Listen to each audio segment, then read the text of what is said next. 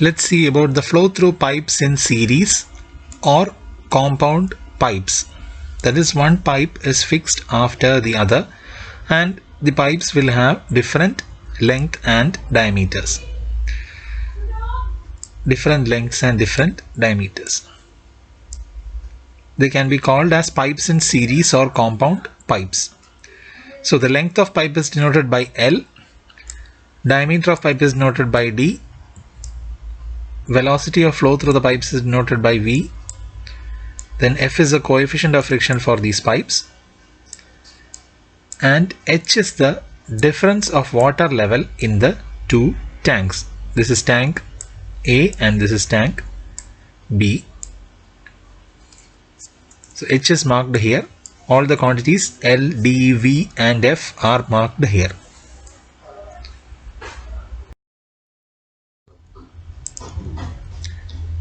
We can say that discharge passing through each pipe is same. That is, Q is equal to A1 V1 is equal to A2 V2 is equal to A3 V3. The difference in liquid surface level is equal to the sum of total head loss in the pipes. Difference in liquid surface level is denoted in the figure by H. That is, the level difference between liquid surfaces A and B is denoted by H. That is equal to sum of the total head loss in the pipes. So we can sum all the head losses in the pipes. There are three pipes, 1, 2 and 3. So these three pipes are connected between these two tanks. Okay, so first let's consider this section. So here there is a reduction in diameter, so that we can say that there is a sudden contraction. So there is a head loss due to contraction.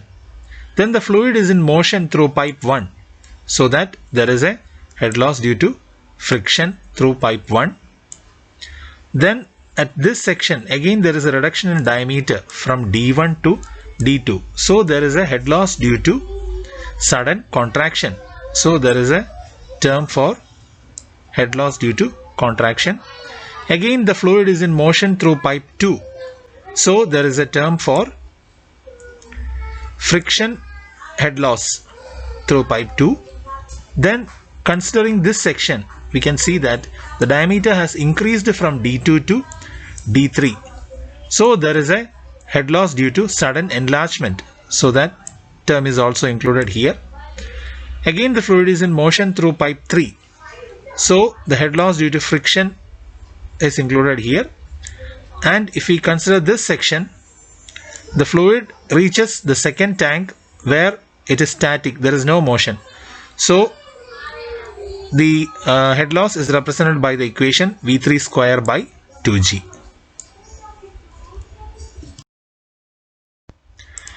So the difference in liquid surface level is easily represented by the sum of the head losses in the pipes. That is given by this equation. So if the minor losses are neglected, minor losses are the losses due to sudden enlargement and contraction. That means this term, this term, this term and this term. These terms denote the loss of head due to sudden enlargement and contraction. So if these terms are neglected, that is, if the minor losses are neglected, the equation becomes the sum of the head losses due to friction or the major losses. And if the coefficient of friction is same for all the pipes, that is, if F1 is equal to F2 is equal to F3 is equal to F, then H is equal to 4F by 2G into L1 V1 square by D1 plus L2 V2 square by D2 plus L3 V3 square by D3. Next, let's see about equivalent pipes. Equivalent pipes are pipes of uniform diameter having loss of head and discharge equal to the loss of head and discharge of a compound pipe consisting of several pipes of different lengths and diameters. That is, in the previous case we saw three pipes connected together. The three pipes had different lengths and diameters. So another pipe, if we have the equivalent loss of head and discharge, but with a uniform diameter and a single length, that pipe can be called a equivalent pipe. The uniform diameter of the equivalent pipe is called the equivalent size of the pipe. Okay, and length of the equivalent pipe is equal to sum of lengths of the different pipes. So here we are considering three pipes again. So length is denoted by L, H is the head loss, D is the diameter. Okay, L and D are the length and diameter of the equivalent pipe. L is equal to L1, L2, L3. That is, length of the equivalent pipe is the sum of the lengths of the pipes which are connected together. Then head loss in the compound pipe, neglecting the minor losses, is given by the equation which we derived before. And if F1 is equal to F3 is equal to F, we also know that Q is equal to A1 V1 is equal to A2 V2 is equal to A3 V3. So V1 can be obtained by dividing the discharge with the areas of cross section and substituting these values of V1, V2 and V3 in the equation for head loss. We get an equation like this. Okay, so head loss in the equivalent pipe is 4F into L into V square divided by D into 2G. Okay, V is equal to Q by A, that is V is equal to 4Q by pi D square. So we know that head loss in the equivalent pipe is equal to sum of head losses in the pipes in series or the compound pipe. So we equate both equations. And by equating, finally what we get is L by D raised to 5 is equal to L1 by D1 raised to 5 plus L2 by D2 raised to 5 plus L3 by D3 raised to 5. This equation is known as the Duport's equation. In this equation, L is equal to L1 plus L2 plus L3 and D1, D2, D3 are known. So the equivalent size of the pipe D can be found out. We know the quantities L1, L2 and L3, L, D1, D2 and D3. The only quantity unknown to us is D. So that can be found out using the Duport's equation. Next, let's see the flow through parallel pipes. So consider a main pipe which divides into two or more branches as shown in figure. So this is the main pipe. It branches into two pipes here. Okay. So this type of connection is said to be a parallel connection. And by parallel connections, discharge through the main pipe is increased. Okay, if we consider here the discharge was Q, then two pipes are connected in parallel with discharge Q1 and Q2. The dimensions of the pipe are L2 D2 and L1 D1. The velocity of flow through the pipes are V2 and V1. Okay, so we know that Q is equal to Q1 plus Q2. And this arrangement has the loss of head equal for every pipe. So loss of head for each branch pipe is the same. So we have two branch pipes here, branch pipe 1 and branch pipe 2. So we can equate the loss of heads of both the pipes. So we know the equation for loss of head due to friction. The minor losses are neglected in this equation also. So we consider only the loss which is the major loss, that is the loss due to friction. So here F1 is equal to F2. Then the common terms can be crossed off. Then we have L1 V1 square is equal to, L1 V1 square divided by D1 into 2G, which is equal to L2 V2 square divided by D2 into 2G. Let's see a problem. A pipe of diameter 20 cm and length 2000 meters connects two reservoirs having difference of water levels as 20 meter Determine the discharge through the pipe. If an additional pipe of diameter 20 cm and length 1200 meter is attached to the last 1200 meter length of the existing pipe, find the increase in the discharge. Take F is equal to 0.015 and neglect minor losses. So in the figure we have shown the two reservoirs which are connected together, A and B. The diameter of the pipe is shown as 0.2 meters. Length of the pipe is 2000 meters. Difference of water levels is 20 meters, which is shown in the figure also. Coefficient of friction is mentioned as 0.015. In this problem, there are two cases. The first case is where there is only a single pipe connecting both the reservoirs. That is this pipe. The pipe CDE. The second case is where there is another pipe attached to the last 1200 meters of the main pipe. That is DF is the new pipe which is attached in parallel with the main pipe for the last 1200 meter length. So that is case 2. So let's see case 1 first. So we consider the head loss due to friction for the pipe CDE, that is H is equal to 4F LV square divided by D into 2G.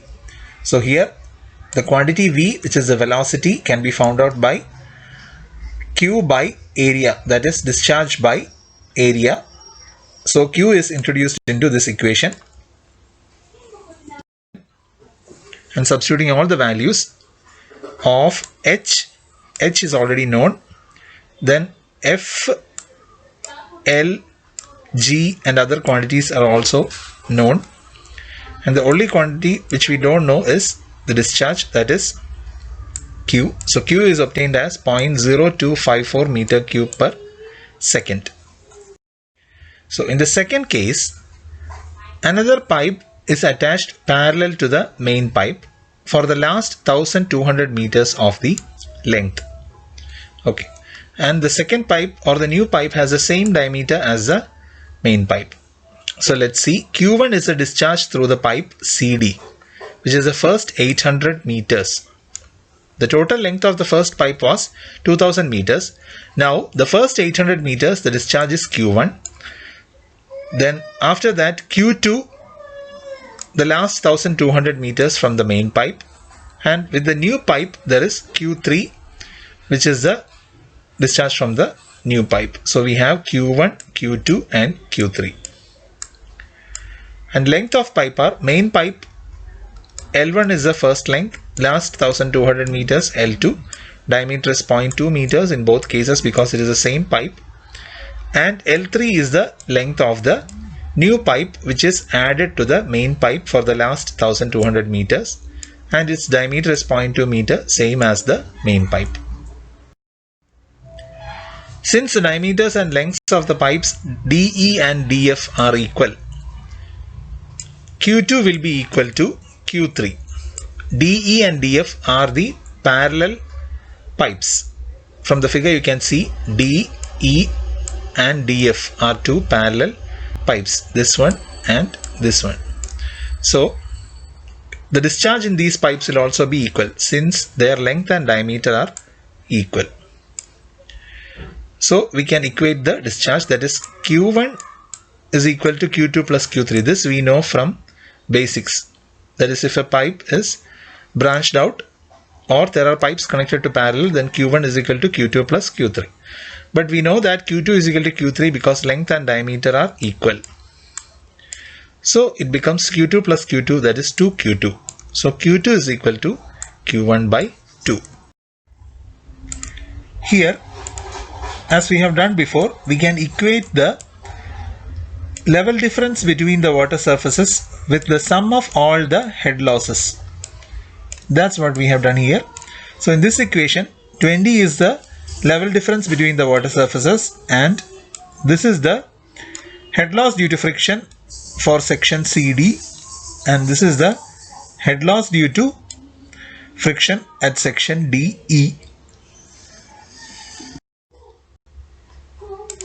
So in this equation we have two terms.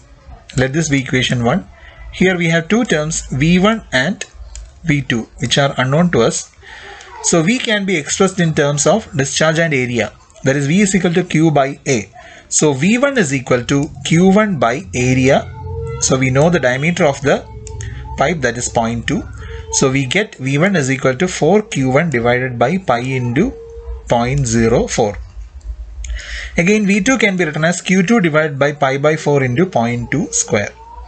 So the diameter is the same here also, and instead of Q2 we can substitute Q1 by 2 which we derived before. So V2 becomes 2Q1 by pi into 0.04. So both these values of V1 and V2 can be substituted in equation 1.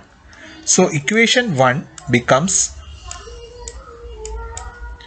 20 is equal to, 20 is here, 20 is equal to, all the substitutions are done, that is values of F, L1, D1, G, then this is a substitution for V1, and here Q1 is unknown. In the second term we have F and we have L2, then we have D2 which is same as D1, and also we have the substitution for V2 in terms of Q1. So in the whole equation 1, the only term unknown is the term Q1. So finally we get 20 is equal to 17,041 into Q1.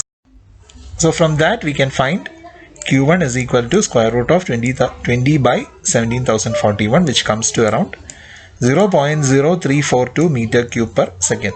So this is the new discharge Q1. So from this new discharge we have to find out what is the difference between from the old discharge. So that comes to 0.0088 meter cube per second when we subtract the old discharge from the new discharge. These are the problems for you to try out. Thank you.